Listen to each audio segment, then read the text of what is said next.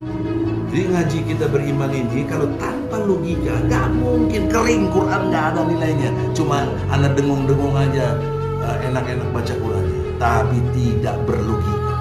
Padahal Quran luar biasa logikanya, dahsyat, melampaui cara berpikir banyak orang. Padahal Quran luar biasa logikanya, dahsyat, melampaui cara berpikir banyak orang. Logika Al-Quran dari surat Al-Imran. Kemarin anakku Hizbullah ayat 1 sampai 12. Sekarang anakku yang kelima namanya Jihar Gifari, baru lulus dari Unibrau Fakultas Ekonomi Syariah. Nah, tolong dibaca. Katakanlah Muhammad kepada orang-orang yang kafir, kamu pasti akan dikalahkan dan digiring ke dalam neraka jahanam, dan itulah seburuk-buruk tempat tinggal. Sungguh telah ada tanda bagi kamu pada dua golongan yang berhadap-hadapan. Satu golongan berperang di jalan Allah, dan yang lain golongan kafir yang melihat dengan mata kepala bahwa mereka golongan muslim dua kali lipat mereka. Allah menguatkan dengan pertolongannya bagi siapa yang Dia kehendaki. Sungguh pada yang demikian itu terdapat pelajaran bagi orang-orang yang Suaranya ya kurang keras. Ya, orang keras suaranya.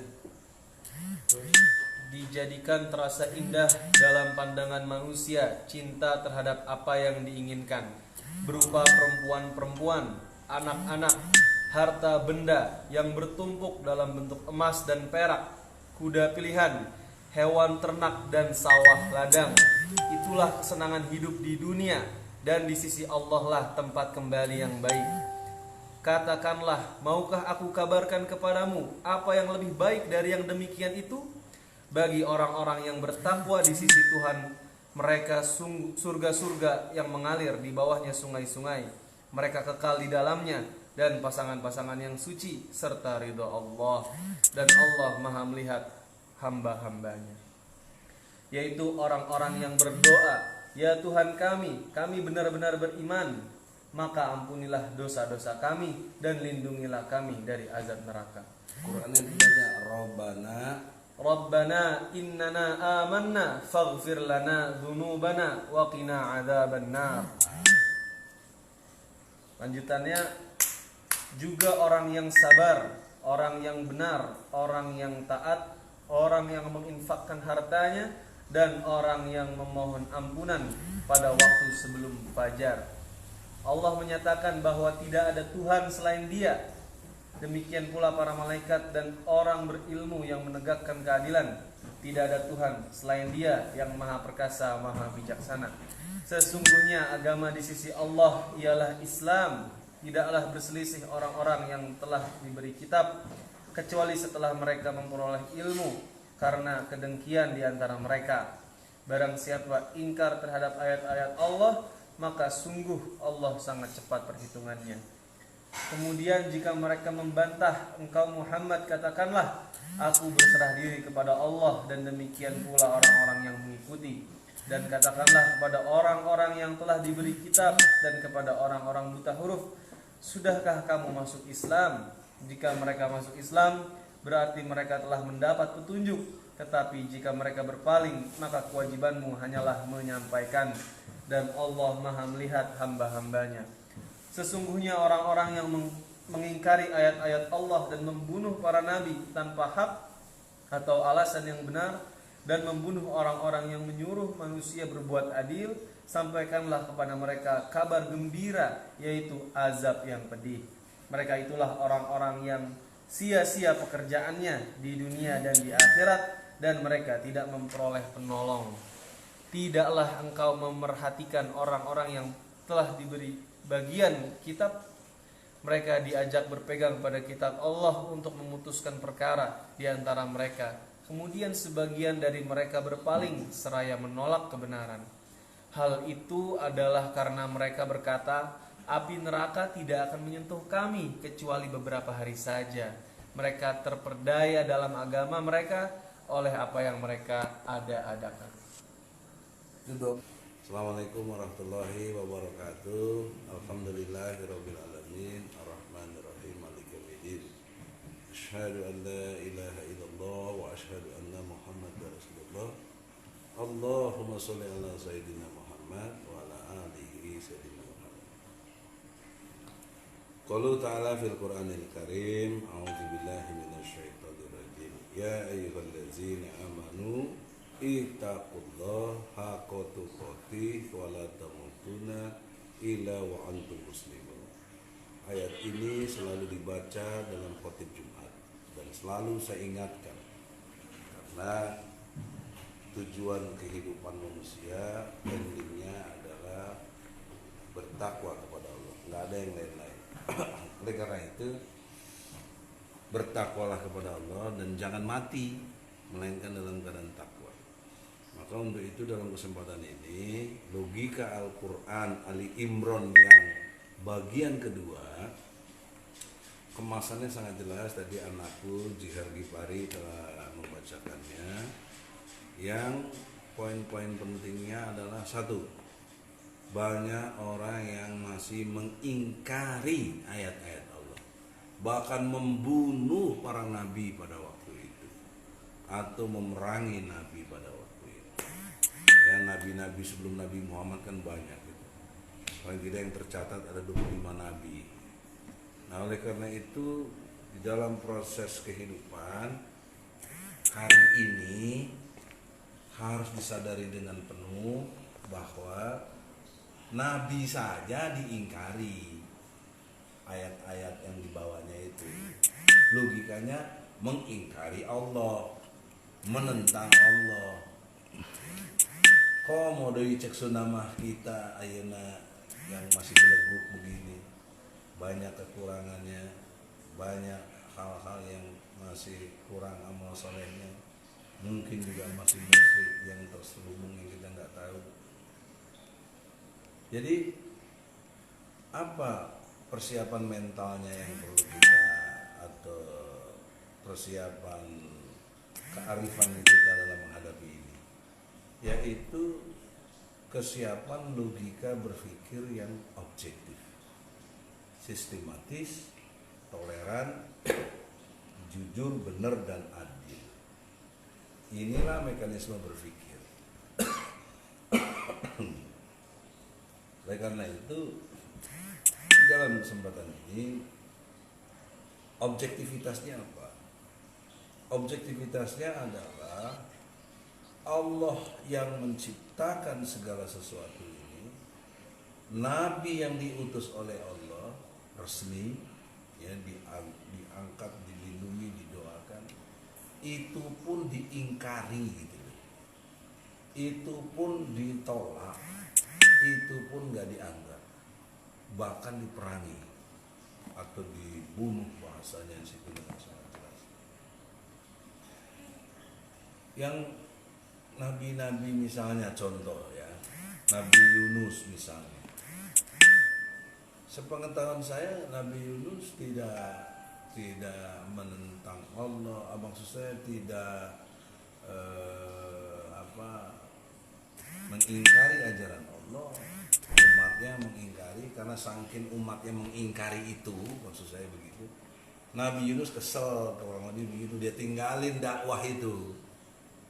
Akhirnya malah diuji sama Allah lebih besar, ditelan sama ikan paus, kan? Kalau ukuran ikannya ikan paus, sampai berhari-hari yang bayangkan di dalam perut ikan, baunya kayak apa, amisnya apa. Itu filosofisnya hari ini.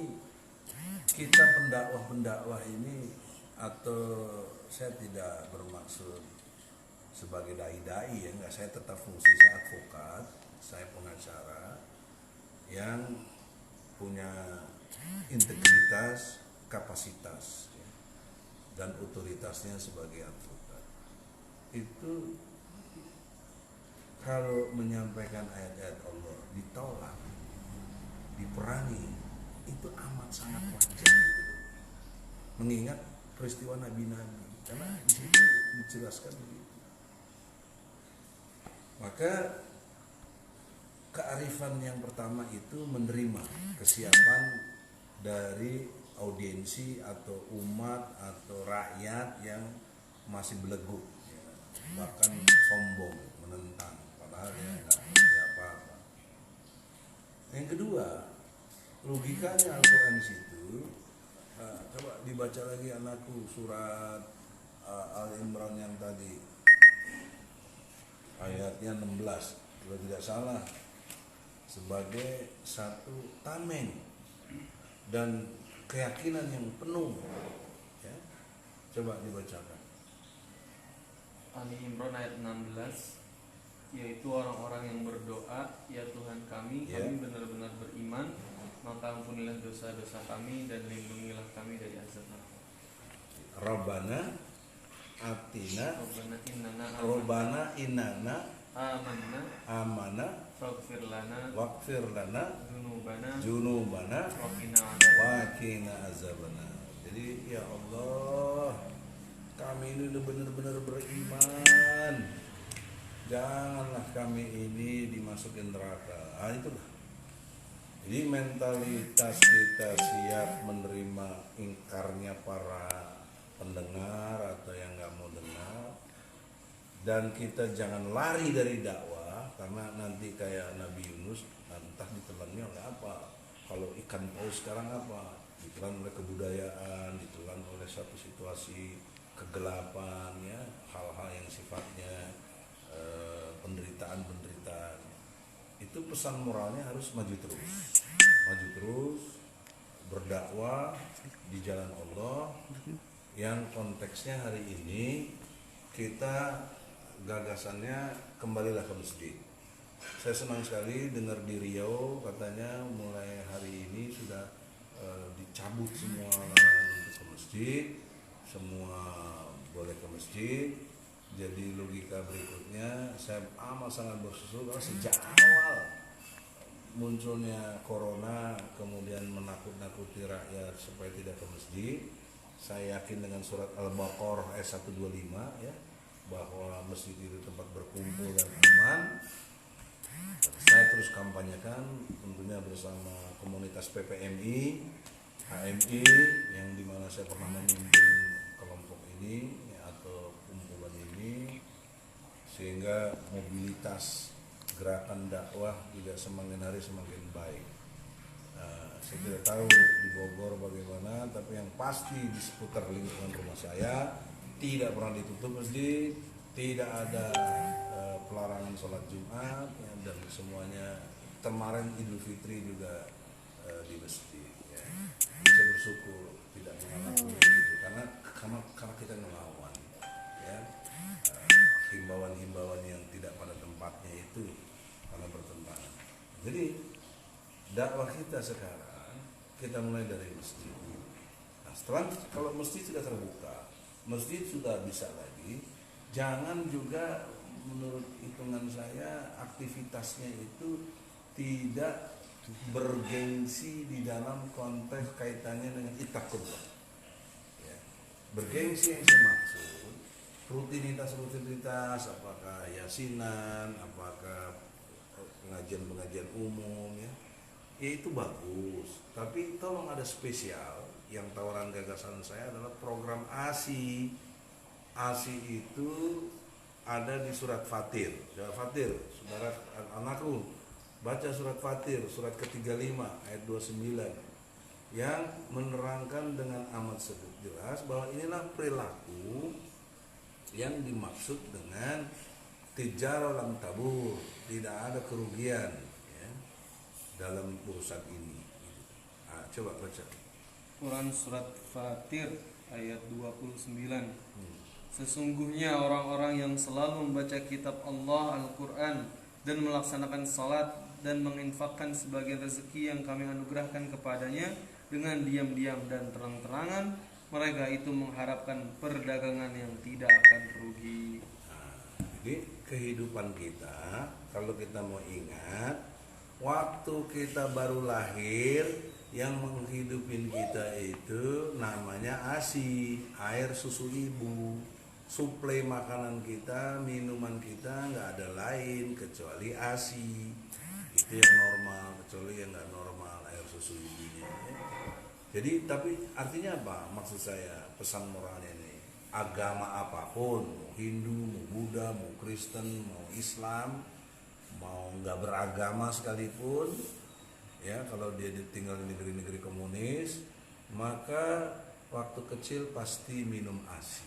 Gitu. Itu objektif, nggak ada subjektivitas di mana, nggak ada karena agama A ASI yang enggak, ini nggak ada, semuanya ASI. Nah, pertanyaan seriusnya, setelah kita dewasa seperti sekarang ini, ASI kita ini apa? Gitu. Nah, maka Al-Quran yang sebagai panduan kita memberikan keterangan dalam surat Fatirnya adalah orang-orang yang selalu membaca kitab Allah, yaitu Al-Quran. Yang kedua, sholat. Yang ketiga, bayar infak. Ketika kamu lapang atau kamu sempit, terang-terangan atau diam-diam. Nah, itulah satu urusan tijaroh, ya, bisnis yang nggak bakal rugi. Jadi ini kan isyarat perintah yang sangat jelas dari Allah. Mau nggak tiap-tiap masjid DKM, ya, bikin program di masjidnya itu kajian tentang ASI, ya. Jadi Al-Quran dibaca, makanya ini saya libatkan anak-anak saya sampai cucu saya supaya terbiasa membaca kitab, ya. Jadi saya nggak mau mulai dari orang lain, saya mulai dari diri sendiri dan keluarga. Perintahnya ku anfusakum wa ahlikum nar. Nah, jadi anak-anakku ini sekaligus jadi amanah supaya kalian terus berpegang teguhlah kepada Al-Quran ini dan sunnah Nabi, pasti itu yang menyelamatkan kita. Nah, kemudian kenapa Al-Quran? Kan cukup informasi yang up to date, informasi-informasi yang berkembang, bahkan kantor-kantor berita yang lain juga banyak, buku-buku ilmiah juga yang banyak, ya. Saya kasih contoh saja, karena saya menggeluti dunia hukum. Satu contoh saja. Saya belajar ilmu hukum kurang lebih 5 tahun, ya, sarjana hukum S1. Itu saya baca buku Van Aveldoorn, Han Kelsen, ya, Jean-Jacques Rousseau, ya, kemudian pikiran-pikiran dari Montesquieu juga kaitan dengan politiknya, ya, kaitan dengan ekonominya Robert Malthus, Adam Smith, ya, nggak ada itu kaitan dengan pertanyaan serius itu apa itu keadilan. Saya tidak mendapatkan apa itu keadilan. Pelajaran-pelajaran yang saya pelajari di kampus tuh, buku-buku tuh, menurut saya nothing. Tetapi ketika saya mendalami Al-Quran, ya, sejak masuk HMI tahun 1979, ya, betul-betul terpana dengan konstruk berpikir yang Islami, yaitu surat Fatir ini, sering mengkaji Al-Quran. Itu coba anakku Bipari, surat An-Nisa ayat 135, ya. Surat An-Nisa ayat 135, sepengetahuan saya, bisa diklik di Google, itu dipajang di Harvard atau di Oxford, saya kurang pasti, tapi yang pasti di Harvard barangkali, ya. Di dinding atasnya itu pintu gerbang atau apa yang dipajanglah ayat ini. Itu negara kafir, negara mayoritas non muslim, tapi objektivitasnya saya hormat dengan orang-orang mereka itu, intelektualitasnya menghargai tinggi ayat ini. Coba dibaca. Quran surat An-Nisa ayat 135. Wahai orang-orang yang beriman, jadilah kamu penegak keadilan, menjadi saksi karena Allah, walaupun terhadap dirimu sendiri atau terhadap ibu, bapak, dan kaum kerabatmu. Jika dia yang terdakwa kaya ataupun miskin, maka Allah lebih tahu kemaslahatan atau kebaikannya. Maka janganlah kamu mengikuti hawa nafsu karena ingin menyimpang dari kebenaran. Dan jika kamu memutarbalikkan kata-kata atau enggan menjadi saksi, maka ketahuilah Allah Maha teliti terhadap segala apa yang kamu kerjakan. Masya Allah, subhanallah. Ya, nanti kita pandu dengan lengkap. Karena ini bicara logika Al-Quran, nggak boleh sedikit pun saya menafsirkan. Saya hanya memformulasi. Coba buka lagi surat 5, surat 5. Surat 5 ayatnya 8. Sehingga terformulasi dengan sebaik mungkin secara intelektual, artinya objektif, sistematis dan toleran tadi itu. Ini kriteria ilmiah di dalam mekanisme berpikir, ya. Itu terpenuhi. Coba Al-Maidah ayat 8. Surat 5 ayat 8. Wahai orang-orang yang beriman, jadilah kamu sebagai penegak keadilan karena Allah ketika menjadi saksi dengan adil. Dan janganlah kebencianmu terhadap suatu kaum mendorong kamu untuk berlaku tidak adil. Berlaku adillah karena adil itu lebih dekat kepada takwa, dan bertakwalah kepada Allah. Sungguh Allah Maha teliti terhadap apa yang kamu kerjakan. Itulah yang saya katakan, kemasan Islam itu langsung kepada yang bertakwa. Maka gagasan saya, Indonesia bertakwa. Itu yang perlu kita wujudkan. Berbahagialah yang jadi presiden, yang jadi menteri, yang jadi wakil presiden, ya, gubernur. Anda diberi kesempatan oleh Allah punya otoritas. Di samping kapasitas Anda, integritas Anda punya otoritas. Saya tidak punya, yang lain tidak punya. Karena presiden cuma satu, nggak boleh presiden ada banyak, ya kan? Nah, oleh karena itu, manfaatkanlah otoritas yang kalian pegang itu untuk tegakkan hukum Allah. Apa intinya? Tegakkan keadilan. Nah, rumusannya yang saya coba udah formulasi, nggak bisa tiba-tiba adil tuh, nggak bisa.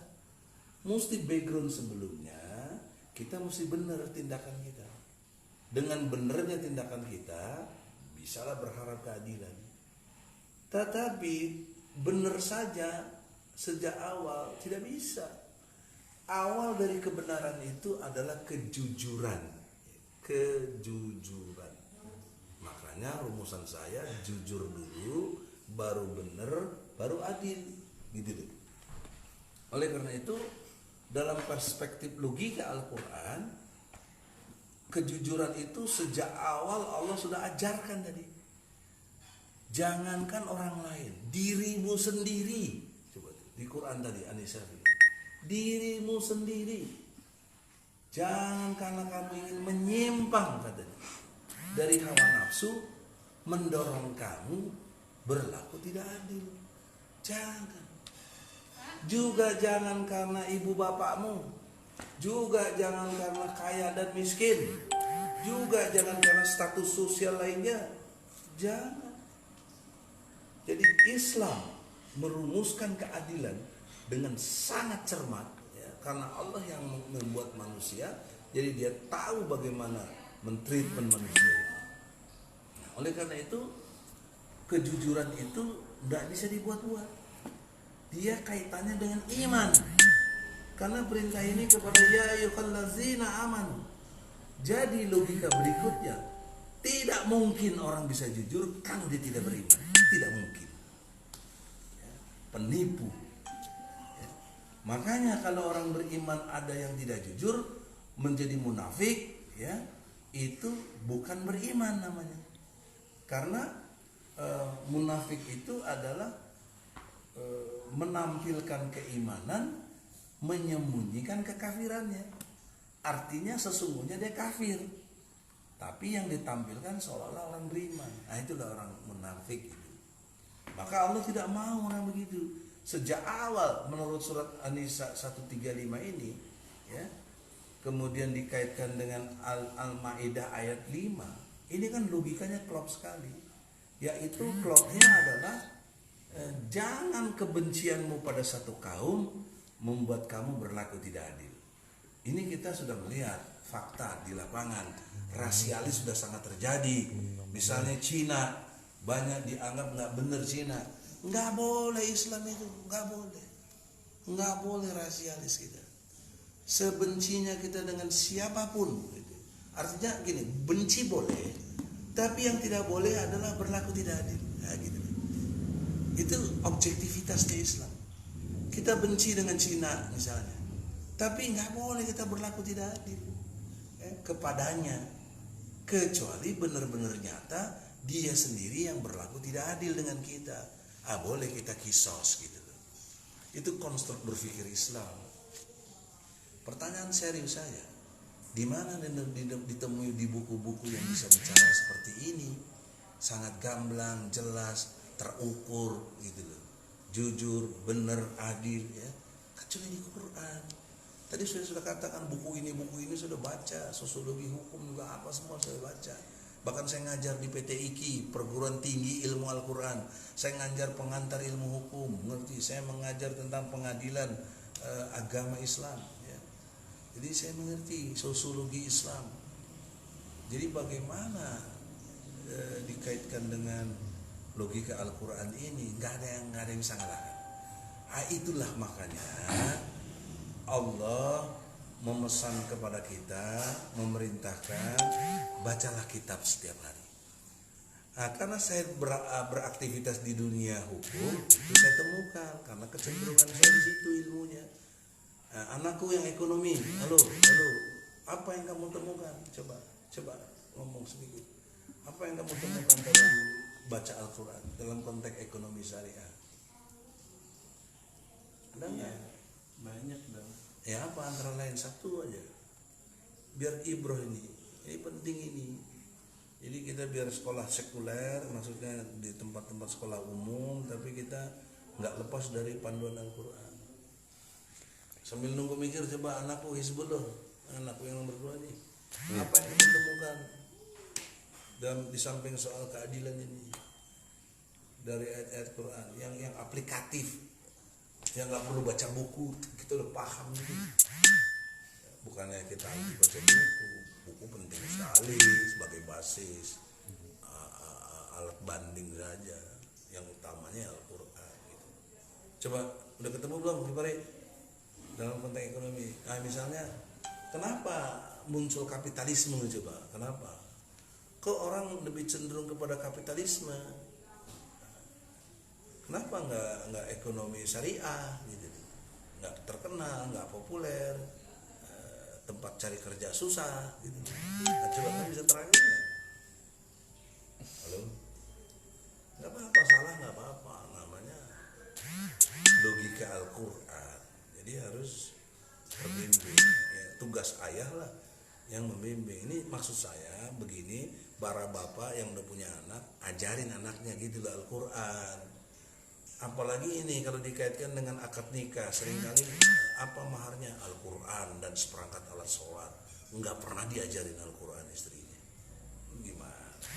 Kamu ini kan belum nikah nih, nanti kalau ngasih maharnya itu Al-Quran dan seperangkat alat sholat, jangan lupa ajarin istrinya Al-Quran.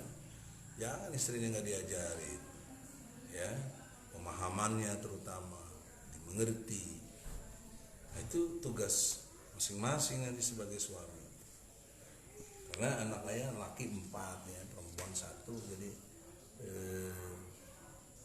kalian yang bawa anak-anak perempuan orang, jadi harus amanah dititipkan sama kalian, ini harus dibawa ke jalan yang benar. Coba kalau lagi udah ketemu belum terbiasa ya, maka mulai ini belajar itu supaya mengerti. Sebelum udah ketemu belum? Misalkan dalam konteks kapitalis tadi, Iya.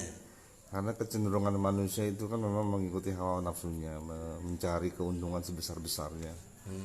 Jadi mungkin dengan background seperti itu, kecenderungan kapitalis itu lebih diminati ketimbang syariah. Logika ayatnya dari mana? Logika ayatnya dari ayat yang jelasin. Logika ayatnya ini Ali Imran 14 tadi udah dibaca, nggak dimengerti sih. Coba Ali Imran 14 coba. Inilah sumber keindahan hidup dunia yang semua orang banyak terpana, banyak orang terpedaya, banyak orang yang terganggu. Ini udah ini belum nanti mencong-mencong nih. Enggak. Nah, coba ayat 14 coba. dijadikan terasa indah dalam pandangan manusia cinta terhadap apa yang diinginkan berupa perempuan-perempuan. Satu, apa tuh? Perempuan ya. Ya, Kedua, anak-anak, dua anak-anak, harta benda yang bertumpuk anak berharta benda yang bertumpuk, sebetulnya. dalam bentuk emas dan perak, Mau kuda perhiasan, ya kan? Terus kuda pilihan, apa? kuda pilihan, Kuda pilihan, maksudnya mobil-mobil yang bagus sekarang, apakah Rolls Royce atau apa? hewan ternak dan sawah ladang. Hewan ternak, sawah ladang, perkebunan, waduh, peternakan, waduh, luar biasa. Itulah kesenangan. Hidup di dunia dan di sisi Allah tempat kembali yang baik. Itu kapitalismenya tuh di situ nanti. Kecenderungan ingin memiliki, ya, dijadikan indah. Jadi dia tuh sangat mengejar gitu loh. Dijadikan apa namanya, kalau bahasa anak mudanya tersirap atau tersihir atau terpedaya gitu loh, ya. Orang cenderung, coba mana laki-laki yang normal nggak suka wanita, wah. Terus wanita mana nggak suka perhiasan, nggak ada. Itu laki-laki cenderung pada seks, wanita cenderung kepada materi, ya. Jadi biar jelek kayak apa laki-laki itu, ya, tonggos apa tapi duitnya banyak, mau perempuan juga, ya. Tapi biar ganteng juga, kalau ya duitnya dikit mau, cuma dia senang aja tapi kan ditinggalin juga, ya. Ya oleh karena itu dalam konteks kapitalisme tadi, ayat ini jadi warning, jangan kembali ke An-Nisa 135 tadi gitu loh. Karena itu yang sering jadi masalah perkara dalam kehidupan tuh itu. Coba apa perkara dalam hidup hukum itu? Itu kan substansi perkara semua itu. Mulai dari situ. Nah, cuma ikatan moralnya kita lepas karena belajar ilmu hukum ini hukum buatan Belanda yang nggak ada kaitannya dengan moral Al-Quran. Jadi nggak merasa terikat, nggak merasa betul-betul untuk bertakwa kepada Allah Subhanahu wa Ta'ala. Nah makanya nanti kalau nanti ayah jadi punya universitas Egy Sujana, insya Allah bisa berdiri. Hizbullah dekan fakultas hukumnya. Supaya betul-betul mengerti substansi yang dimaksud oleh Allah untuk menuju kepada kehidupan yang takwa. Jadi tidak bisa kita disebut takwa kalau tidak jujur, tidak benar, tidak adil. Nah, tidak mungkin kita bisa jujur, benar dan adil kalau tidak objektif, sistematis, toleran. Ya. Jadi kita nggak boleh juga sok paling benar. Kalau ada yang benar, dia bisa nasihatin, cocok sama Quran, jelas. Nah, kita harus ikut. Jadi dalam Islam nggak ada terorisme. Dalam Islam nggak ada pandangan fundamentalisme, nggak ada pandangan-pandangan yang sifatnya anarkis, nggak ada. Orang senyum aja ibadah, pindahin duri dari jalan ke pinggir ibadah, nyambut tamu ibadah, ya dong. Masa naruh bom sembarangan boleh? Itu kan nggak benar, itu by design, itu jahat sama Islam. Islam nggak begitu. Islam mengajarkan tuh sama dirimu sendiri saja kamu harus berlaku adil. Jangan kebencianmu pada satu kaum membuat kamu berlaku tidak adil. Nah, itu aja udah menyetop gerakan terorisme kalau dia mengerti Islam. Nggak mungkin dia tiba-tiba nembakin aja kemana orang. Kayak di Selandia Baru, di masjid kita ditembakin. Tapi dituduh terorismenya kepada kita Islam. Jahat mereka orang-orang itu. Maka anak-anakku, ini pesan moral ayah, kalian kaji Al-Quran dengan pendekatan Osjubudil. Ini teori Egy Sujana Mastal, ESM teori, ya. Objektif, sistematis, toleran, jujur, benar dan adil. Enggak bakal salah. Kenapa enggak salah? Karena kita dasarnya Quran. Ayah tidak menafsir-nafsirkan, tidak. Saya hanya memformulasi dari ayat sini ke sini, terus ketemu logikanya. Oh begini, oh ini keadilan, oh ini kejujuran, oh ini kebenaran. Nah gitu.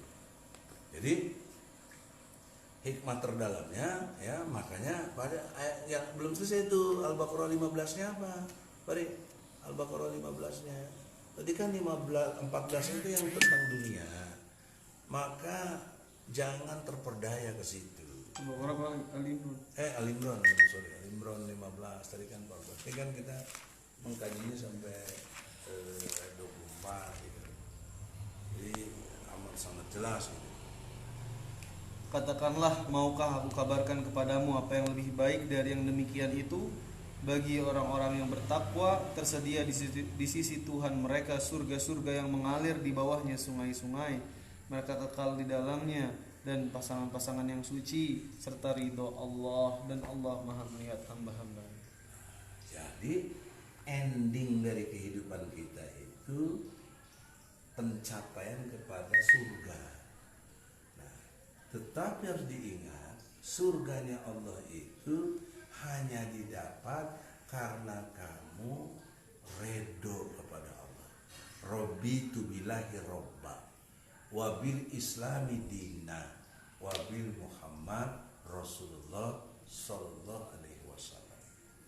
Itu. Nah, sekarang bagaimana mencapai ridha Allah di Bari? Ya, coba surat Al-Baqarah ayat 207 ya.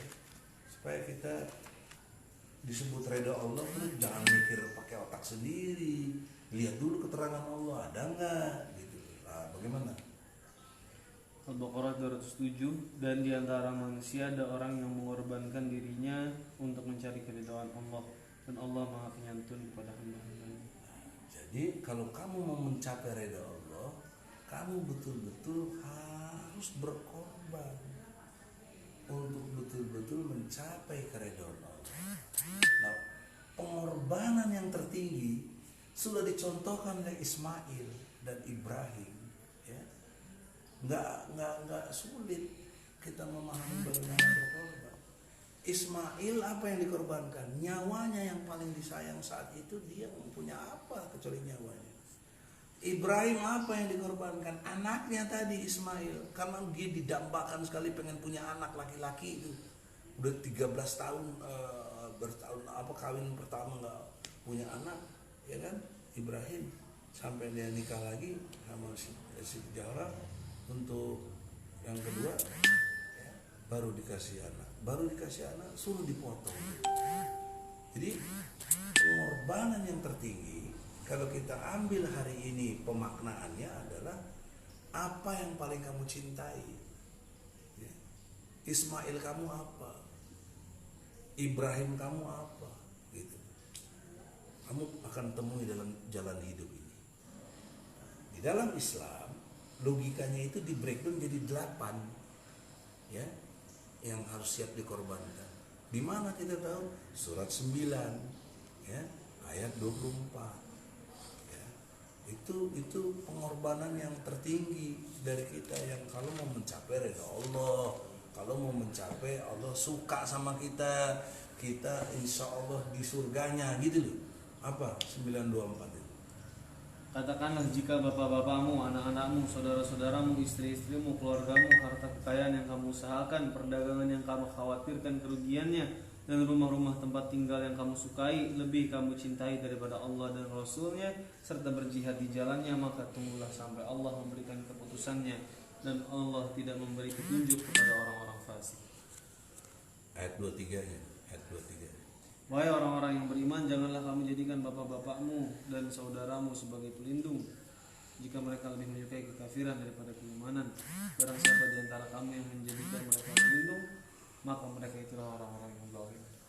Jadi itu erat sekali kaitannya dulu. Abaakum, bapak kamu, wa ikhwanakum, saudara-saudara kamu. Dalam konteks pemilu, jangan kamu pilih kalau dia mengutamakan kekafiran atas keimanan. Ini bapak kita bukan, ngasih duit juga kagak, ya, dipilih lagi, kan goblok betul rakyat itu. Ukurannya itu ketakwaan. Jangan musyrik sama Allah. Nah, yang membuat kita musyrik 8 tadi, bapak kita, anak kita, saudara kita, istri kita, perniagaan yang kita takut ruginya, kemudian bisnis yang besar yang kita takut rugi, kemudian rumah kita yang bagus, nah alhamdulillah Allah kita kasih rumah bagus ya, 1.500 meter persegi kita punya rumah kan bagus.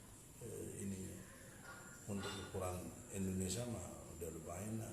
Di komplek ini kita insya Allah yang besar rumahnya.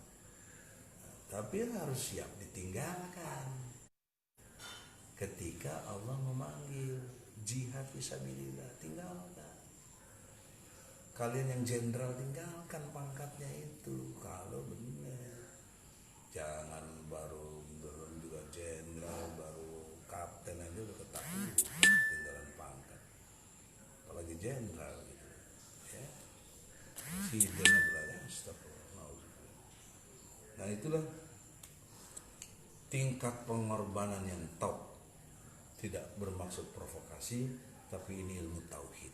Ini ilmu tauhid yang sumber nilainya langsung Al-Quran, bukan Egy Sujana. Saya hanya memformulasi saja. Nah, itulah kembali tadi ke doa yang Al-Imran ayat 16, kita betul-betul berdoa. Ini kita sudah betul-betul beriman kepada Allah. Ya Allah, jangan sampai kami dimasukkan neraka-Mu ya Allah.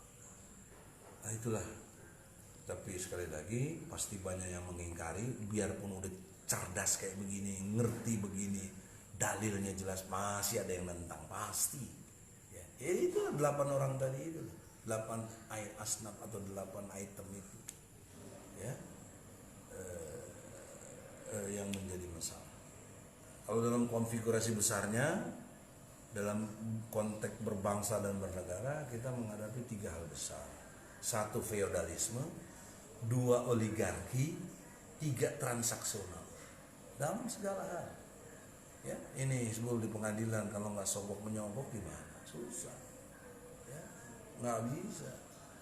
Hakim lapar betul, jaksa apalagi semuanya, polisi juga, kita lawyer juga bela sampai yang bayar. Makanya saya sebagai lawyer batasi diri yang korupsi saya nggak mau bantu. Terorisme nggak mau bantu karena bertentangan dengan Islam. Kemudian narkoba saya tidak mau bantu karena udah jelas nggak benar kan. Nah itu etika yang harus kita bangun.